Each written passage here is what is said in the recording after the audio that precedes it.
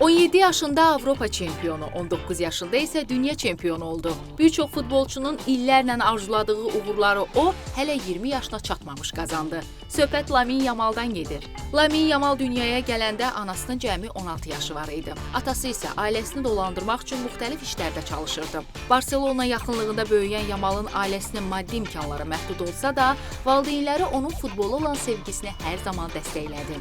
Onun adı da maraqlı hekayə daşıyır. Lamine və Yamal adları ailəyə çətin günlərdə maddi dəstək olan iki şəxsin şərəfinə seçilib.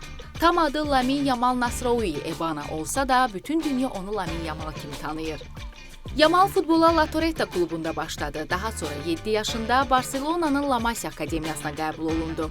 15 yaşında əsas komandada debüt etdi. 16 yaşında İspaniya millisində ilk oyununa çıxdı.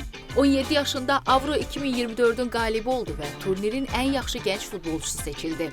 19 yaşında isə İspaniya ilə FIFA Dünya Kubokunu qazanaraq karyerasına daha bir tarixi uğur yazdırdı. Onun uğurunun arxasında yalnız istedad və zəhmət deyil, həm də ilk gündən ona inanan ailəsinin dəstəyi dayanır.